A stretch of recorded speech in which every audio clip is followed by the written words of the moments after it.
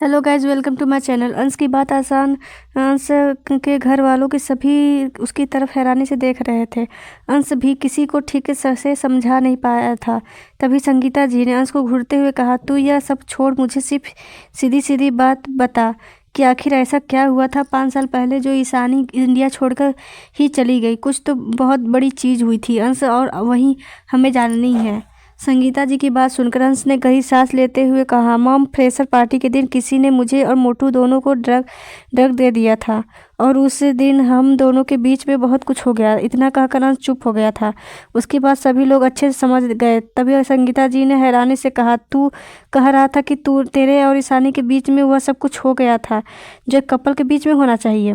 संगीता जी की बात सुनकर अंश ने गहरी सांस लेकर अपना सर हाँ में हिलाया। अंश की बात सुनकर संगीता जी ने अपने सर पर दोनों हाथ रखते हुए कहा, इसलिए ईशानी तुझे छोड़कर इंडिया से चली गई थी, पर जितना मैं जानती हूँ ईशानी तुझे पसंद करती थी।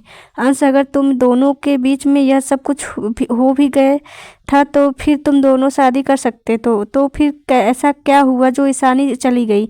तू सच सच बता, कहीं इसमें तेरी कोई गलती तो नहीं ना?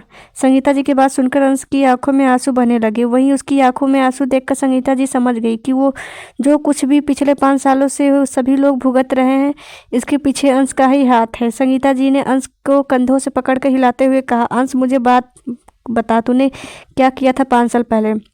संगीता जी की बात सुनकर अंश ने गहरी सांस लेते हुए कहा, मॉम, अगले दिन जब सुबह मुझे होश आया और मैं खुद को और मोटू को उस हालत में देखा, तब मेरा दिमाग पूरी तरह से ब्लैंक हो चुका था। मुझे कुछ समझ नहीं आ रहा था कि मुझे क्या करना चाहिए। मेरे दिल में सिर्फ गिल्ट था कि मैं अपनी बेस्ट फ्रेंड के साथ यह सब कुछ कैसे कर सकता हूँ। उस टाइम पर भी मैंने बिना कुछ सोचे समझे मोटू से यह सब कुछ गलती है कह कर भूल जाने के लिए कहा। अंश ने इतना ही कहा था कि तभी संगीता जी ने गुस्से में चिल्लाते हुए कहा, उसने उनसे क्या बदतमीजी है?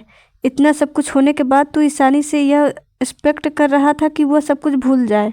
तुझे उससे शादी के लिए ऑफर करना चाहिए था। वैसे भी वह तेरी बेस्ट फ्रेंड थी और बेस्ट फ्रेंड से ज़्यादा अच्छी लाइफ पार्टनर कोई नहीं होती। आखिर तू ऐसा कैसे कह सकता है अंश ईशानी से? संगीता जी की बात सुनकर अंश ने आंसू भरी आंखों से उनकी तरफ देखते हुए कहा, यही तो मेरी लाइफ की सबसे बड़ी गलती है मॉम। सिर्फ इसी वजह से सनी हमेशा हमेशा के लिए मुझे छोड़कर चली गई। उसी दिन जब मैं बाथरूम में गया, उसके बाद ईशानी को आज मैं पूरे 5 साल बाद देखा। वह किसी परिंदे की तरह गायब हो गई।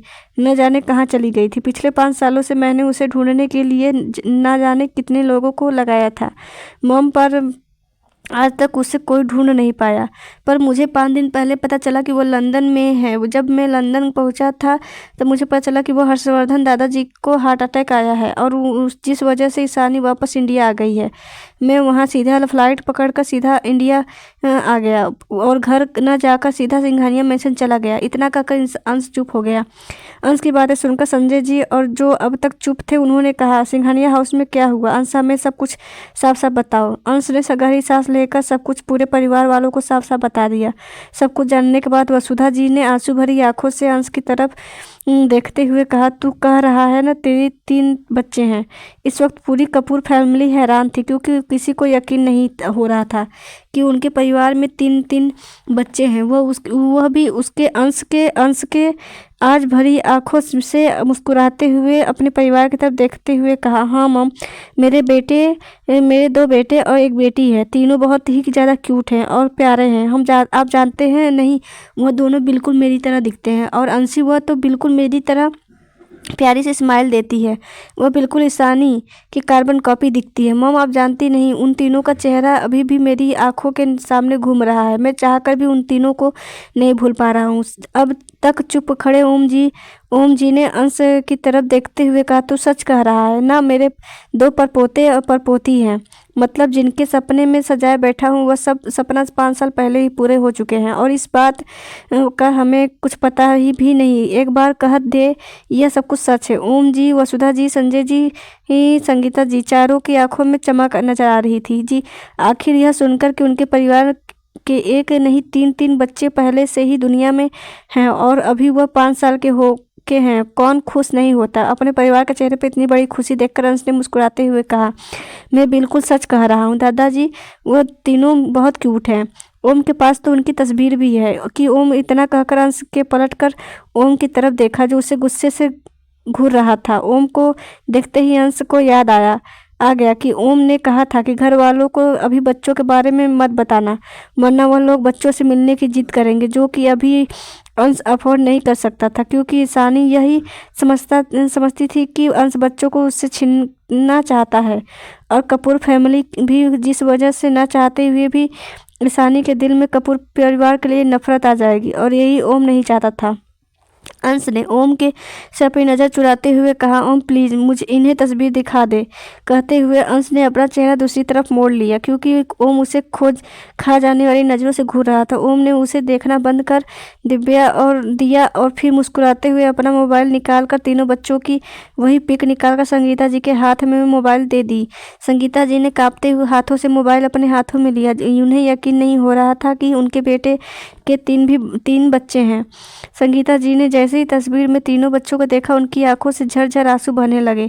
उनके दोनों पोते अंश की पूरी कार्बन कॉपी थे। कोई भी देखकर बता सकता था कि ये अंश के ही बच्चे हैं। वही छोटी सी अंशी किसी क्यूट सी लिटिल प्रिंसेस की तरह लग रही थी, जिसे पिंक कलर की फ्रॉक पहनी हुई थी। अंशी के चेहरे पर की मुस्कुराहट देखकर संगीता जी ने आंसू भरी आंखों से मुस्कुराते हुए कहा, यह तो बिल्कुल अंश की तरह स्माइल करती है और बिल्कुल ईशानी की तरह दिखती है, जैसे ईशानी बचपन में गुड़िया की तरह दिखती थी। संगीता जी की बात सुनकर संजय जी भी मुस्कुराते हुए तीनों बच्चों को के तरफ देखने लगे। वहीं वसुधा जी और ओम जी जो अपना इंतजार कर रहे थे कि उन्होंने संगीता जी और संजय जी को घूरते हुए कहा, हमें भी देखनी है हमारे बच्चों की तस्वीर। कब तक तुम दोनों ही देखते रहोगे उन दोनों को? आवाज़ में नाराज की झलक रही थी। संगीता जी ने आंसू भरी आंखों से हंसते हुए कहा, माँ देखिए आप अपने प्यारे से प्यारे हैं, यह बिल्कुल अंश की तरह और ईशानी की तरह हैं। संगीता जी ने के मोबाइल वसुधा जी के हाथ में देने के बाद वसुधा जी ध्यान से तीनों बच्चों को देखने लगी।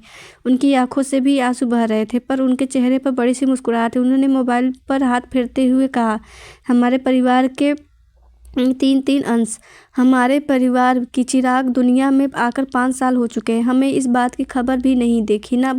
हमारे कितने बुरे नसीब हैं, हम हमारे बच्चों को बचपन भी देख नहीं पाए। कहते हुए वसुधा जी की आवाज़ भारी हो गई। वसुधा जी की बात सुनकर ओम जी ने मुस्कुराते हुए तस्वीर पर हाथ फेरते हुए कहा, वसुधा जो वक्त निकल गया हम उसे नहीं बदल सकते, पर जो आने वाला वक्त है हम उसे ज़रूर बदल सकते हैं। हमारे बच्चे भले ही सभी अभी बड़े हो चुके हैं, पर अभी भी उनका बचपन गया नहीं है। हम अभी भी उन्हें साथ कई लम्हे भी जी सकते हैं। जो ओम जी की बात सुनकर वसुधा जी ने मुस्कुराते हुए कहा, आप सच कह रहे हैं, पर देखे ना हमारे बच्चे कितने प्यारे हैं, बिल्कुल किसी आसमान से उतरे फरिश्ते की तरह।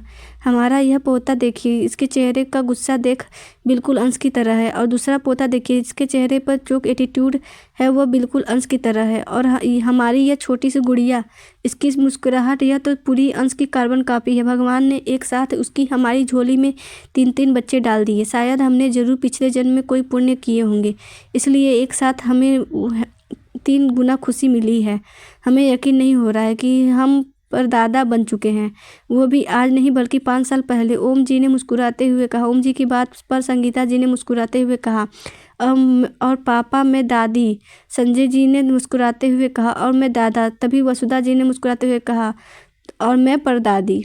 इस वक्त कपूर फैमिली बच्चों की तरह खुश हो रही थी। उनके चेहरे की मुस्कुराहट देखकर अंश भी काफ़ी खुश नजर आ रहा था। ओम दक्ष कृष्ण भी काफ़ी खुश थे, क्योंकि आज उन्होंने कपूर फैमिली को पूरे 5 साल बाद इस तरह से हंसते मुस्कुराते हुए देखा था। तभी संगीता जी ने खुशी भरी आवाज़ में अंश की तरफ देखते हुए कहा, अंश हमारे बच्चों से मिलना है। अंश दक्ष कृष्ण ओम जो अभी तक मुस्कुरा रहे थे, संगीता जी की बात सुनकर तीनों के चेहरे पर मुस्कुराहट गायब हो गई। अभी कोई कुछ कहता उससे पहले यशोदा जी ने खुशी भरी आवाज़ में कहा, हाँ हमें हमारे तीनों बच्चों से मिलना है। अब हम और इंतज़ार नहीं कर सकते। पहले से ही हम 5 साल बाद यह जान पाए हैं कि हमारे बच्चे भी हैं। हमें किसी भी हालत में उनसे मिलना है। संगीता जी भी अभी अपनी बात पूरी कर पाते उससे पहले ही ओम जी ने भी बिल्कुल कहा, बिल्कुल नहीं। ओम जी की बात सुनकर संगीता जी उन्हें गुस्से में घूरने लगी। अभी कोई कुछ कहता उससे पहले ही संजय जी ने कहा, पापा बिल्कुल सही कह रहे हैं। संजय जी की बात सुनकर संगीता जी ने उन्हें गुस्से से घूरते हुए कहा, आप दोनों पागल हो गए हैं। हमारे बच्चों से ही मिलना है। आप दोनों हमें रोक क्यों रहे हैं? हमें आज पहली बार पता चला कि हम 5 साल पहले ही दादी जी और वसुधा जी दोनों के चेहरे पर गुस्सा और उदासी साथ में नजर आ रही थी। तब अभी उनमें से कोई कुछ कहता उससे पहले ही ओम ने आगे बढ़कर, संगीता आंटी इस वक्त ईशानी खुद के लिए और बच्चों के लिए आप लोगों को खतरा समझती है। उसे लगता है कि आप लोग उससे उसके बच्चे छीन लोगे, इसलिए आप लोग बच्चों से अभी जितना दूर रहो उतना ही अच्छा है। ओम की बात सुनकर संगीता जी ने हैरानी से कहा, यह तुम क्या कर रहे हो? ईशानी क्यों हमें अपना दुश्मन समझेगी और हम क्यों उससे उसके बच्चे को छीनने की कोशिश करेंगे? गलती अंश की है। अगर वह बच्चों के साथ अंश से दूर रहना चाहती है तो यह उसकी मर्जी है, पर और एक माँ से ज़्यादा बच्चों पर किसी और का हक नहीं होता। हम कभी भी ईशानी से उस बच्चों को दूर करने के बारे में सोच भी नहीं सकते। अगर ईशानी कभी अंश के साथ शादी के लिए तैयार नहीं भी हुई तो भी हम यही सोचकर खुश रहेंगे कि कम से कम हमारे बच्चे ईशानी जैसे अच्छी माँ के साथ खुश हैं। संगीता जी की बात सुनकर ओम के चेहरे पर मुस्कुराहट आ गई। उसने मुस्कुराते हुए कहा, आंटी यह बात आप अभी कह रही हैं और मैं जानता हूँ कि आप ऐसा करेंगे भी, पर ईशानी को का क्या? वो एक माँ है और एक माँ के दिल में हमेशा यही डर होता है कि कहीं कोई उसका बच्चे को उससे छीन न ले। ईशानी इसी डर की वजह से पिछले 5 सालों से इंडिया नहीं आई, क्योंकि उसके दिल में यही डर था कि कहीं आप लोगों को बच्चों के बारे में पता चलने के बाद आप लोग बच्चों को उससे दूर ना करें। वह हमेशा इसी डर में लंदन में रहती थी। पिछले 5 सालों से एक बार भी वह अपने परिवार से मिलने के लिए भी इंडिया नहीं आई थी। अगर इस बार दादू की तबीयत खराब न होती तो शायद वह इंडिया कभी नहीं आती। ओम की बात सुनकर संगीता जी वसुधा जी दोनों के चेहरे पर उदासी आ गई। आज ही उन्हें पता चला था कि अंश ने के एक नहीं बल्कि 3 बच्चे हैं। वह अपने घर के चिरागों से मिल भी नहीं पा सकती थी। संगीता जी ने आंसू भरी आंखों से अंश की तरफ देखते हुए कहा, क्या हम सिर्फ बच्चों से मिल भी नहीं सकते? हम वादा करते ईशानी को बिल्कुल भी सिक्योर फील नहीं होगा। हम उसके सामने ही कह देंगे हाँ कि हम बच्चों को कभी उससे अलग नहीं करेंगे। पर क्या प्लीज़ हम एक बार सिंघानिया हाउस जाकर बच्चों को देख सकते हैं? अगर वह चाहेगी तो हम बच्चों से बात भी नहीं करेंगे, बस उन्हें दूर से देखकर खुश हो जाएंगे। संगीता जी को इस तरह से रोते हुए देख खुद से विनती करता देखकर अनजाने गहरी सांस लेते हुए कहा, ठीक है मॉम, भले ही गलती मेरी थी। ईशानी मुझसे नफरत करती है, वह मुझे बच्चों को दूर रखना चाहती है, पर वह आप लोगों के साथ ऐसा नहीं कर सकती। अगर आप चाहती हैं कि आप एक बार बच्चों को देखें तो हम जरूर सिंघानिया हाउस जाएंगे। अंश की बात सुनकर ओम उससे रोकना ही वाला था कि अंश ने उसे हाथ दिखाते हुए कहा, डोंट वरी ओम, जब मंजिल का पता है तो रास्ते पर कांटे हो या कुछ भी, चलने में कोई डर नहीं है। अंश की बात सुनकर सभी लोग चुप हो गए। वहीं संगीता जी और वसुधा जी के चेहरे पर मुस्कुराहट आ गई, यह सोचकर कि वह अपने चिरागों से को देखने वाली है। दोनों के चेहरे पर की मुस्कुराहट जाने का नाम नहीं ले रही थी। अभी भी वह यकीन नहीं कर पा रहे थे कि उनके छोटे से अंश के 3 अंश और हैं। वहीं दूसरी तरफ सिंघानिया हाउस में इस वक्त ईशान और सभी लोग दादी के रूम में मौजूद थे। ईशानी बेड पर बैठी हुई थी, उसकी आंखों में से आंसू बह रहे थे। ईशान उसके बगल में बैठकर उसके सर पर प्यार से हाथ फेर रहा था। तभी जानकी जी की आवाज़ ईशानी के कानों में पड़ी। उन्होंने ईशानी की तरफ देख कर उदासी भरी आवाज़ में कहा, तू क्यों अंश के साथ ऐसा बिहेव कर रही है? ईशानी तो खुद भी जानती है जो कुछ भी हो उसने उसकी पूरी गलती नहीं थी। जो कुछ भी तुम लोगों के बीच में हुआ वह एक एक्सीडेंट था और उस टाइम पर अंश को नहीं पता था कि उसे किस तरह से रिएक्ट। तू अब उससे उसके बच्चों से दूर क्यों रखना चाहती है? तू खुद भी जानती है, चाहे तू कितनी ही कोशिश क्यों न कर ले, बच्चों की ज़िंदगी में पिता की कमी पूरी नहीं कर सकती। एक पिता कभी माँ की कमी पूरा नहीं कर सकता। दोनों की जगह ज़िंदगी में अलग अलग होती है और अगर तेरे बच्चों के पास उनके पिता नहीं होता तो बात अलग थी, पर उनके पास उनका बायोलॉजिकल फादर है। ईशानी, मेरी बात ध्यान से सोच बेटा, कभी न कभी तो बच्चों को पता चलेगा कि अंशु का फादर है, तब वह तुझे यही का सवाल करेंगे कि तुम दोनों इस तरह से अलग क्यों रहते हो, तो तुम जवाब क्या दोगी बेटा? ईशानी जो अब तक रो रही थी, जानकी जी की बात सुनकर उसने आंसू भरी आंखों से उनकी तरफ देखते हुए कहा, दादी अंश की गर्लफ्रेंड है, वह मुझसे प्यार नहीं करता है। वह खुद क्या चाहता है यह उससे खुद नहीं पता।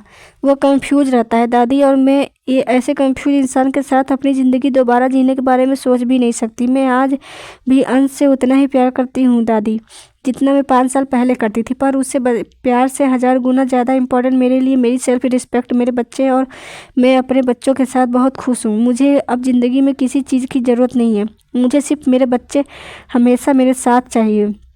ईशानी की बात सुनकर सात्विक जी ने ईशानी की तरफ देखकर उदासी भरी आवाज़ में कहा, तो क्या ईशानी तू ज़िंदगी भर कभी शादी नहीं करेगी? अपने पापा की बात सुनकर ईशानी चुप हो गई, क्योंकि इस सवाल का जवाब उसके पास भी नहीं था। उसके दिल में अंश के अलावा कभी किसी लड़की को लेकर कोई फीलिंग्स नहीं आई थी, ना ही वह लाना चाहती थी। उसने गहरी सांस लेकर सात्विक जी को तरफ देखते हुए कहा, पापा मेरे पास मेरे 3 बच्चे हैं, मुझे आप किसी की ज़रूरत नहीं है, मैं खुश हूँ अपनी ज़िंदगी में। ईशानी की बात सुनकर सात्विक जी ने हंसते हुए कहा, तो खुशी अपनी ज़िंदगी में लाइफ कैसी होती है यह तो बहुत अच्छे से जानती है बेटा। आज तेरे 5 साल के हैं और तू सिर्फ 24 साल की है।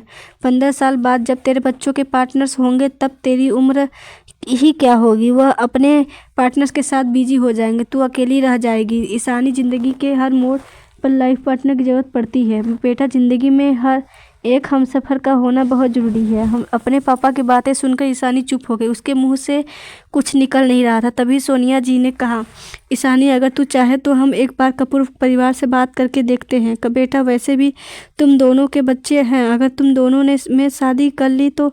सोनिया जी ने इतना कहा ही था कि ईशानी ने चिल्लाते हुए कहा, बस कीजिए आप लोग, क्यों ईशानी के पीछे पड़े हुए हैं? अगर उसे अंश से कोई मतलब नहीं है तो क्यों उसे उसके हाल पर नहीं छोड़ देते? उसका भाई अभी भी उसके लिए ज़िंदा है। मैं अपनी बहन का ज़िंदगी भर ख्याल रखने के लिए तैयार हूँ, उसे किसी की ज़रूरत नहीं है। अगर आप चाहते हैं कि ईशानी शादी कर ले तो उसके लिए एक अच्छा लाइफ पार्टनर ढूंढ भी लूँगा जो बच्चों को भी अपने बच्चों की तरह प्यार करे। अगली बार अंश के साथ ईशानी का नाम जोड़ने की कोशिश मत कीजिए। अगर उसके दिल में ईशान के लिए ज़रा सी भी फीलिंग्स होती तो ईशानी को इतनी ज़्यादा तकलीफ़ दी नहीं होती। ईशान की बातें सुनकर जानकी जी ने उसे घूरते हुए कहा, ईशान तुम्हारी प्रॉब्लम क्या है? अंश ने ऐसी कौन सी बड़ी गलती कर दी है? बेटा जो कुछ भी हुआ था वो एक्सीडेंट था, वह बात तो तुम भी जानते हो, फिर भी सारा दोष अंश के ऊपर आ गया। सिर्फ उसने ईशानी से कहा था कि यह एक गलती है और उसके बाद ईशानी हमेशा के लिए इंडिया से चली गई। अंश को माफ़ी मांगने का मौका भी नहीं मिला। बेटा भले ही दोनों मेरे पोता पोती हो, पर मैं कहना चाहूँगी कि इस बार गलत तुम दोनों हो, अंश नहीं। जानकी जी की बात सुनकर ईशान हैरानी से उनकी तरफ देखने लगे। वही सोनिया जी और सात्विक जी उदासी भरी नज़रों से ईशानी को देख रहे थे। अभी वह लोग बात ही कर रहे थे कि तभी बाहर से एक नौकर दौड़ता हुआ ऊपर आया। उसने अपनी सासू को कंट्रोल करते हुए कहा, बाहर। उसे नौकर की बात सुनकर सभी लोगों ने उसकी तरफ पलट कर देखा। सात्विक जी ने कहा, क्या हुआ? उस नौकर ने गहरी सांस लेते हुए कहा, बाहर कपूर परिवार आया है।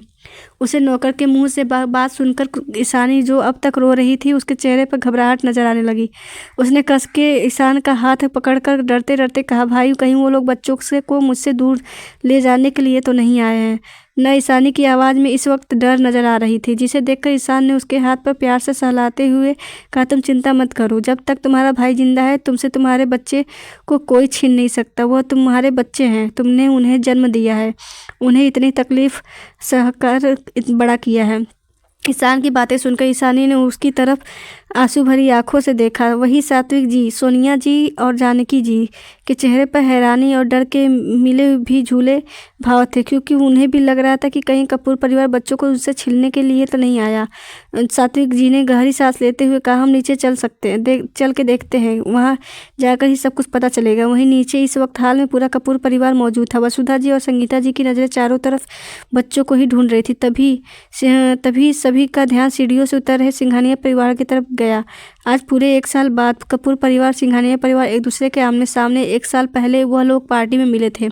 वैसे तो अभी भी उन्होंने नॉर्मली बात करते थे, पर जो दूरियां उन लोगों के बीच आ गई थी वह दोनों के परिवार आसानी से महसूस कर सकते थे। इस सबसे पीछे ईशानी थी, जो ईशान के हाथ को कस के पकड़कर नीचे आ रही थी। उसके चेहरे पर डर और आंखों में आंसू थे। वहीं अंश जो कि अपने पापा के बगल में खड़ा था, जब उसने ईशानी का चेहरा देखा तब उसने खुद से कहा, क्या सच में तुम सिर्फ इस बात की वजह से इतना डर रही हो कि मैं तुमसे तुम्हारे बच्चों को अलग कर दूंगा?